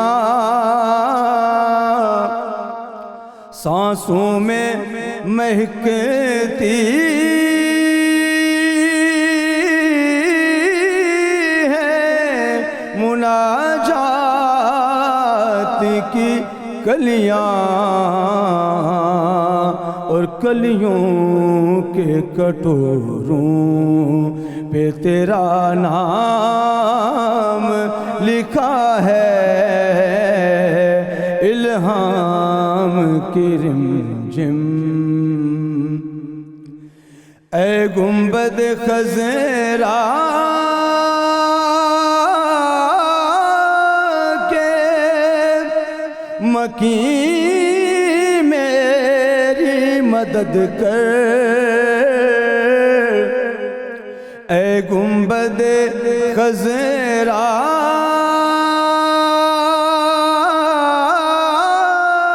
کے مکین میری مدد کر،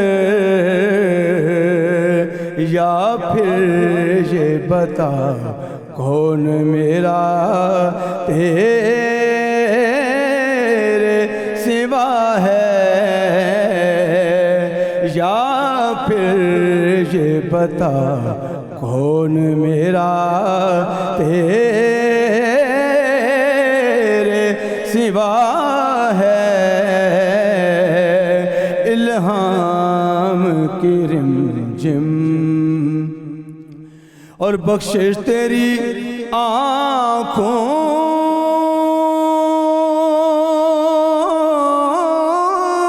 کی طرف دیکھ رہی ہے، بخشش تیری آنکھوں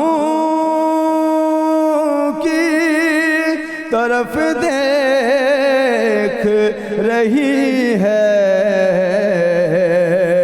محسن تیرے دربار میں چپ چاپ کھڑا ہے، محسن تیرے دربار میں چپ چاپ کھڑا ہے، الہام کی رمجم کہیں بخشش کی گھٹا ہے، الہام کی رمجم. سبحان اللہ سبحان اللہ. رضا فریدی صاحب کیا خوبصورت کلام تھا اور کیا ہی خوبصورت پڑھا ہے آپ نے الحمدللہ. ڈاکٹر خالد محسود، اپنے بچپن میں اپنے والد صاحب کی کوئی ایک بات، کوئی ایک کال آپ شیئر کرنا چاہیں گے جو آپ کو لگتا ہے کہ جس نے آپ کی زندگی پر بہت اثر کیا؟ دیکھیں جی، میں پھر وہی بات کروں گا. جی. My close association and supervision with the father. جس انداز میں انہوں نے لک آفٹر کیا اور جس انداز میں اپنے بچوں کے لیے قربانیاں دیں، اور پرابیبلی ان قربانیوں کا نتیجہ ہے کہ اللہ نے آج اس مقام پہ پہنچایا. اور جس جگہ پہ بھی ہوں، یہ ساری کامیابی میں ڈیڈیکیٹ اپنے فادر کو، اپنے والد کو ہی کریں گے. بہت عمدہ. اور آپ کے بچے بھی اب آپ سے انشاءاللہ ویسے ہی انسپریشن لیں گے. ڈاکٹر صاحبہ، کچھ آپ مزید اپنے کلام میں سے سنائیے ہمیں. چلے میں نعت کے چند اشعار کیوں نہیں پیش کر دیتی ہوں. ضرور. کہ حضور آپ کے رحمت بھرے نگر میں رہوں. واہ واہ. حضور آپ کے رحمت بھرے نگر میں رہوں، گما کے دشت سے نکلوں یقین کے گھر میں رہوں. سبحان اللہ. بس ایک بار جو اذن کلام مل جائے، بس ایک بار جو اذن کلام مل جائے، پھر ایک عمر اسی نعت کے اثر میں رہوں. واہ واہ. سبحان اللہ. مجھے ملے جو کسی کیفیت کا سایہ سبز، مجھے ملے جو کسی کیفیت کا سایہ سبز، تو حرف شجرہائے باسمر میں رہوں. واہ. جو ننگے پاؤں کریں کوچائے نبی کا طواف، میں گرد رہ کی طرح ان کی رہ گزر میں رہوں. کیا بات ہے. واہ. بہت عمدہ. اور اب ہم ذرا کچن کا رخ کرتے ہیں. میڈم قرۃ، ذرا بتائیے کہاں تک پہنچے معاملات افطاری کے؟ جی ہم بالکل کچن میں آ چکے ہیں اپنی پیاری سی شیف منیرہ کے پاس، اور رنگ برنگے جو ہمارے کھانے ہیں وہ بھی تیار ہیں. ہم پوچھتے ہیں کیسے بنائے اور کہاں تک تیاری ہماری جو ہے وہ مکمل ہوئی ہے. جی بالکل، جیسے کہ آپ دیکھ سکتے ہیں کہ چکن مندی ہے جو ان سے میں نے بنائی. اس کو ہم چکن میں بھی بنا سکتے ہیں اور لیمب میں بھی بنا سکتے ہیں. میں نے اس کو چکن کو میرینیٹ پہلے کیا ہے. میرینیٹ کر کے آپ اس کو اگر اوور نائٹ رکھیں گے تو اس کا بہت اچھا فلیور آئے گا. اگر آپ نے پھر بھی ٹائم دینا تو کم سے کم 2 گھنٹے دیں. چکن مندی جو مسالہ میں نے بنایا، جتنے بھی ثابت ہمارے مسالے ہوتے ہیں جس میں ثابت دھنیا، سونف، زیرہ، جائفل، جاوتری، اور ان سب کو میں نے پیس کر روسٹ کیا. روسٹ کرنے کے بعد اس کو میں نے سرکے کے ساتھ ہلکا سا فلیور دے کے تو میں نے اس کے اوپر میرینیٹ کی ہے چکن کے اوپر. جو رائس ہے، رائس کو آپ نے ہلکا سا پیاز کو سوتے کرنا ہے. اس میں آپ نے بادین خطائی کا پھول ڈالنا ہے، دار چینی کی آپ نے اسٹک ڈالنی ہے، الائچی ڈالنی ہے. جی. اس کا فلیور آپ دینے کے بعد پھر میں نے اس کو رائس کا تڑکا لگا کے اس میں رائس کو میں نے پکایا. اس میں نٹس ایڈ کر سکتے ہیں، انڈے بھی ایڈ کر سکتے ہیں. زبردست. بہت خوبصورت اس کی جو ہے نا وہ پریزنٹیشن ہے.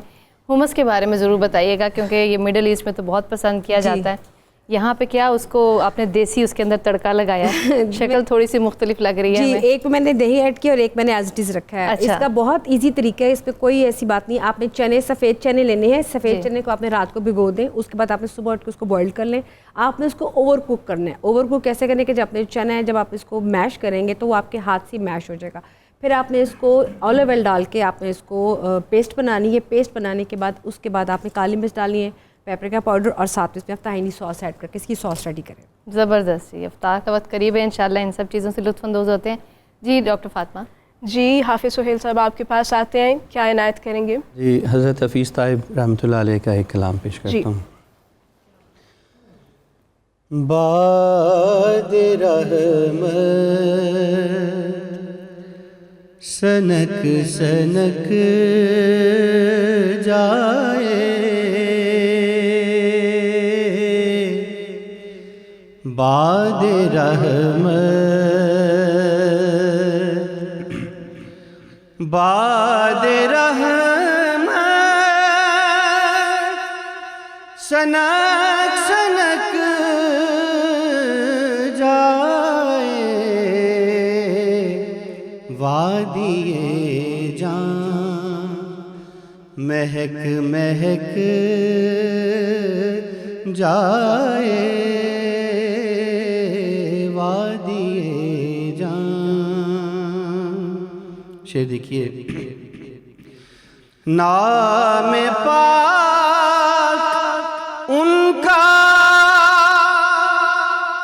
ہو لبوں سے ادا،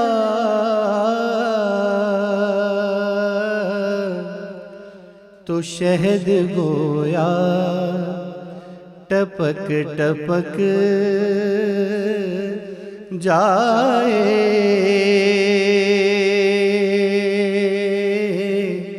شہد گویا ٹپک ٹپک جائے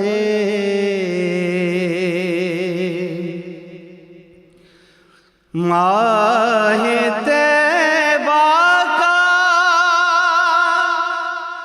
جب خیال آئے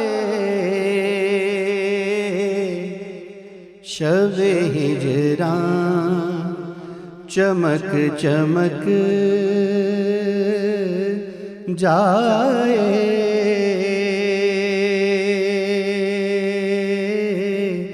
شب ہجران چمک چمک جائے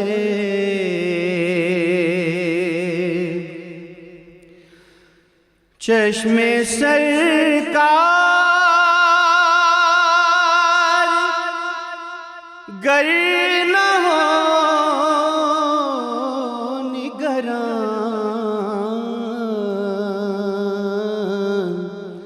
نسل آدم بہک بہک جائے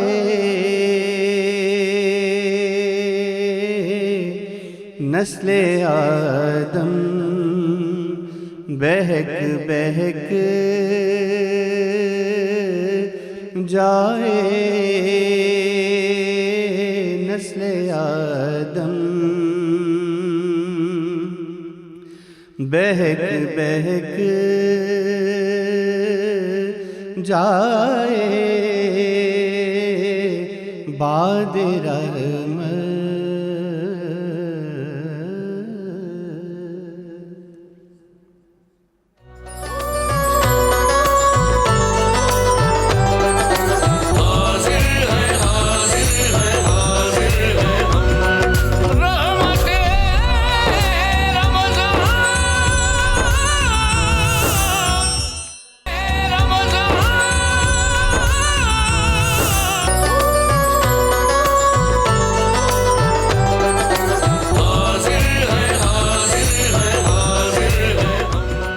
ویلکم بیک ناظرین، 92 نیوز چینل کی رحمت رمضان افطار ٹرانسمیشن جاری ہے۔ اب ہم درخواست کریں گے مفتی فاروق القادری صاحب سے کہ وہ اپنی آواز میں قصیدہ غوثیہ پیش فرمائیں اور دعا بھی کریں۔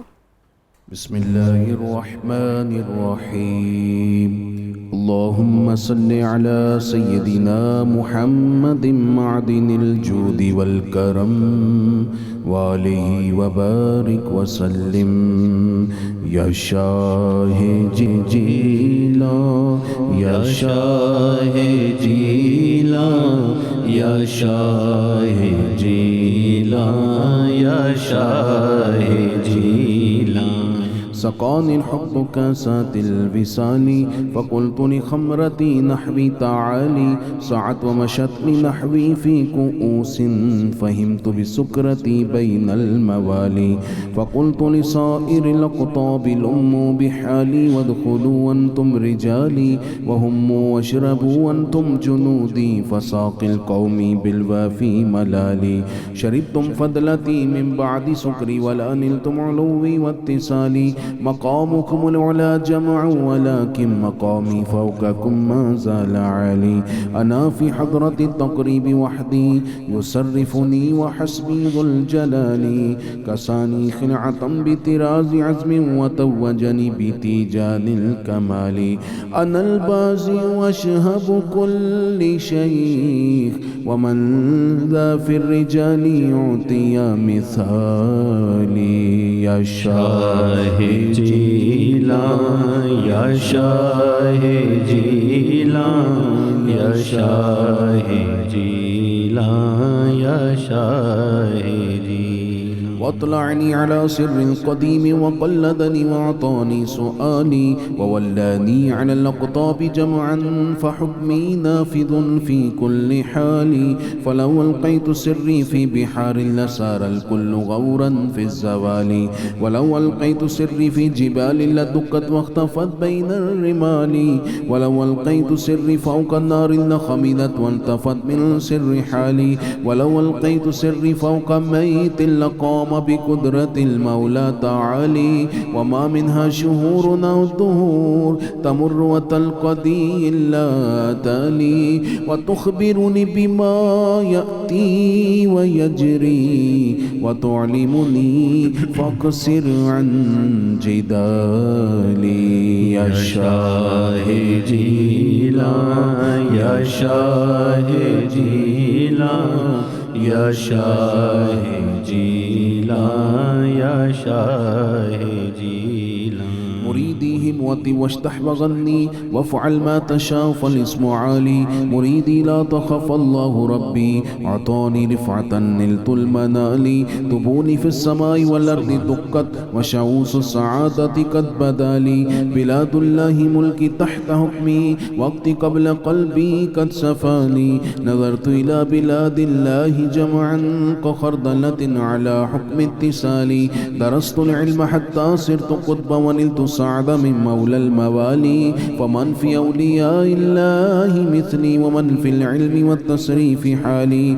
رجال في هواجرهم صيام وفي ظلم الليالي كاللآلي وكل ولي له قدم إني على قدم النبي بدر الكمال نبي هاشمي مكي رجازي وجدي به نلت الموالي مريدي لا تخف واش فإني عزوم قاتل عند القتال أنا الجيلي محي الدين اسمي وأعلامي على رؤوس الجبال أنا الحسن والمخدع مقامي وأقدامي على عنق الرجال وعبد القادر المشهور اسمي وجدي صاحب العين الكمال تقبلني ولا تردد سؤالي أغثني سيدي انظر بحالي يا شاهدي لا يا شاهدي لا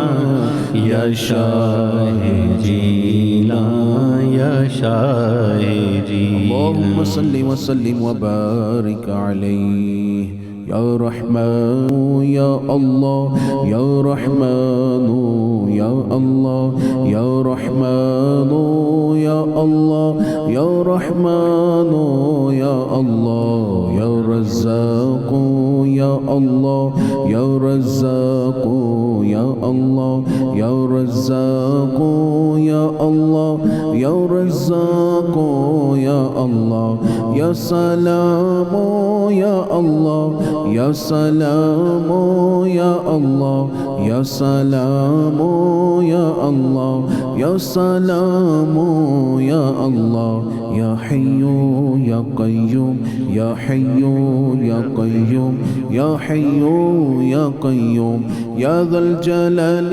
والإكرام يا ذا الجلال والإكرام يا ذا الجلال والإكرام الحمد لله رب العالمين والصلاة والسلام على سید المرسلین اے خلاق عالم ہم سب کا روزہ اپنی جناب میں قبول فرما آمین اے اللہ افطار کے وقت قبولیت کی گھڑیوں میں تیرے حضور التماس ہے ہمارے ماں باپ کی بخشش اور حضور کی ساری امت پر رحمت فرما آمین اے اللہ ہمارا ظاہر ستھرا اور باطن روشن کر آمین ہمارے مہمانوں اور ہمارے ناظرین میں اور ان کی فیملیز میں جو بیمار اور علیل ہیں یا اللہ سب کو شفا دے آمین یا اللہ وہ امراض جس کی تشخیص بھی نہیں ہو پا رہی ڈاکٹرز نے بھی ہاتھ کھڑے کر دی یا اللہ تو قادر مطلق ہے، یا اللہ ان مریضوں کو بھی شفا عطا کر، یا اللہ جو علاج کر کر کے تھک گئے ہیں، طبیعت کچھ بہتر ہوتی ہے پھر بگڑ جاتی ہے، یا اللہ ان مریضوں کو بھی شفا دے۔ پروردگار عالم جو ڈپریشن کے مریض ہیں، جو نفسیاتی مسائل کا شکار ہیں، یا اللہ انہیں بھی شفا دے۔ پروردگار عالم جو والدین اپنے بچوں اور بچیوں کے رشتوں کے لیے پریشان ہیں، مالک انہیں عمدہ اور موزوں رشتے عطا کر، یا اللہ سادہ طرز زندگی نصیب کر دے۔ پروردگار عالم پاکستان کے تمام مسائل جو اس ملک کو تنزلی کی جانب لے کر جا رہے ہیں، اس بھنور سے ہمیں نکال لے، یا اللہ اس ملک کی مٹی میں برکت دے، زمین سے خزانے نکال دے، ہواؤں اور فضاؤں میں برکت بہا دے، یا اللہ آسمان سے برکتیں اتار دے۔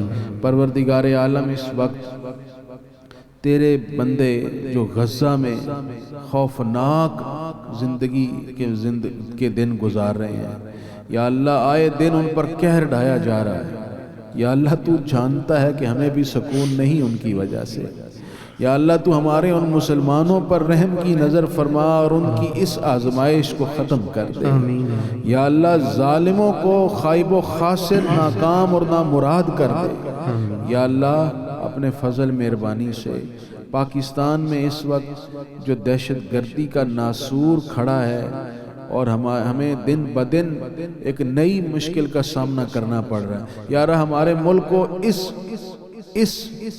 انتہائی خوفناک صورتحال سے نکال کر امن امان کا گہوارہ بنا دے، یا اللہ آئے دن جو ہمارے فورسز کے جوان شہید ہو رہے ہیں، قیمتی جانیں جا رہی ہیں، یا اللہ ہمارے جوانوں کی حفاظت فرما، اس ملک کی سرحدوں کو مضبوط کر دے، یا اللہ جو اس ملک کو کمزور کرنا چاہ رہے ہیں انہیں ناکام کر دے، اس ملک کو ترقی دے کر اقوام عالم کا امام اور قائد بنا دے۔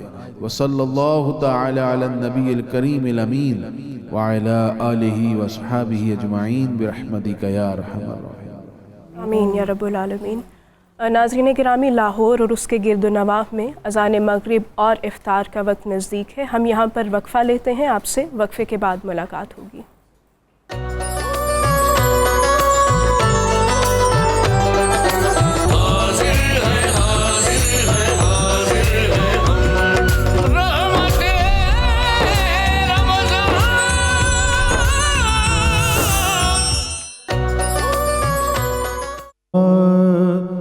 نرالی ہے جو دنیا سے وہ شفقت باپ کرتا ہے، وہ شفقت باپ کرتا ہے،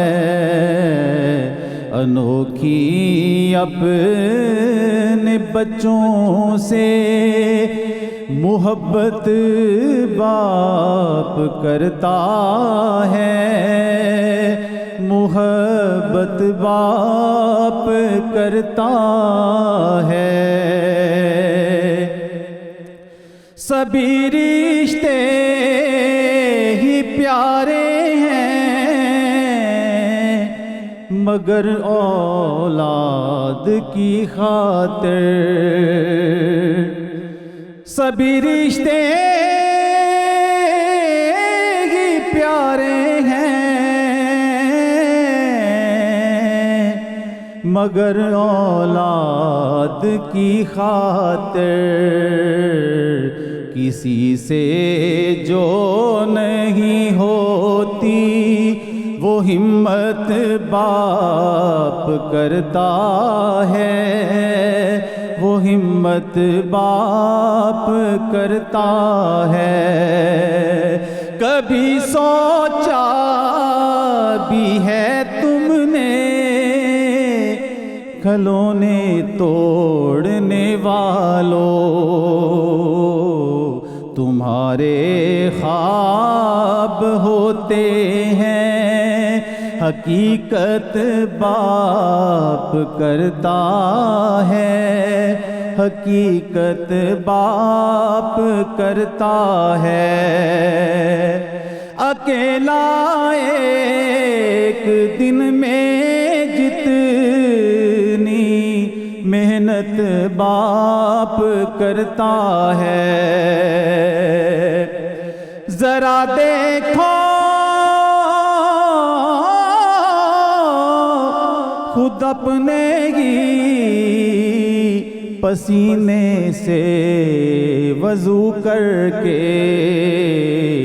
مشقت کے مصلے پر عبادت باپ کرتا ہے، عبادت باپ کرتا ہے۔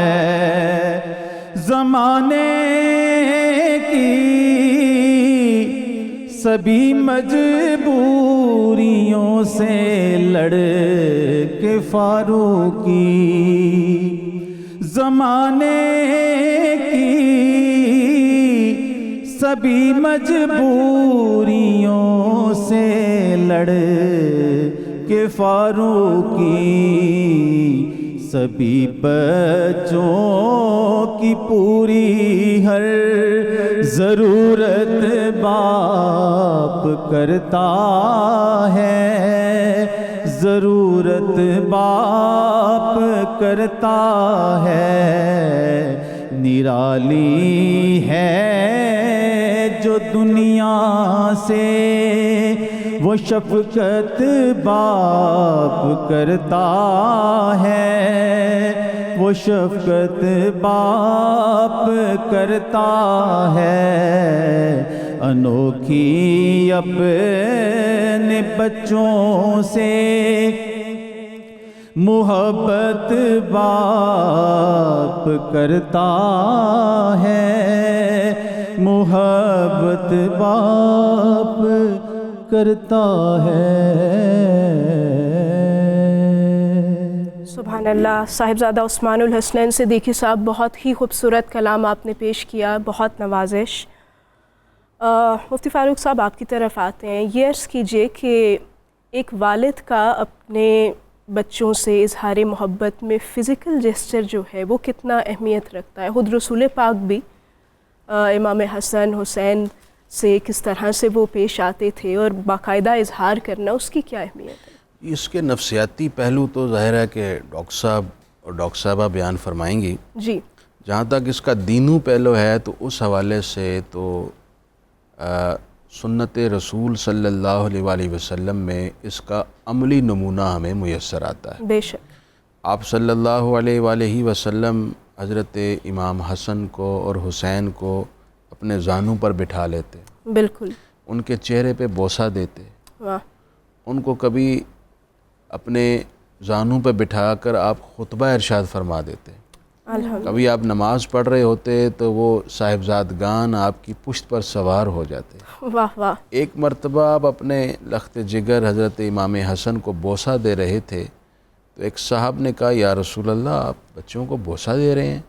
میں نے تو کبھی اپنے بچے کو بوسہ نہیں دیا۔ اللہ اکبر۔ رسول اللہ صلی اللہ علیہ وسلم نے ارشاد فرمایا اگر اللہ نے تمہارے دل میں اس طرح کی محبت نہیں رکھی تو میں کیا کر سکتا ہوں؟ یعنی آپ یہ فرما رہے ہیں کہ اللہ تعالیٰ نے والدین کے دل میں اولاد کی اس طرح کی محبت رکھی ہوئی ہے۔ بالکل، تو یہ متعدد مثالیں صحابہ کرام کی بھی ملتی ہیں، بعد کی امت کی ساری ملتی ہے، اور ہم خود بھی دیکھیں کہ اولاد سے کتنا پیار ہوتا ہے، بے شک، اور ہم گھر آتے ہیں کتنی بھی تھکاوٹ ہو، جب بچے کھیلتے ہوئے لپٹتے ہیں تو ساری تھکاوٹ اتر ساری جاتی ہے۔ تھکاوٹ اتر جاتی ہے۔ اللہ تعالیٰ نے ماں باپ کے دل میں جو شفقت رکھی ہے نا اولاد کے لیے، یہ اس آیت سے الحمدللہ رب العالمین میں اللہ تعالیٰ نے فرمایا اللہ تمام حمدوں کا مستحق ہے، اس لیے کہ وہ پالتا ہے۔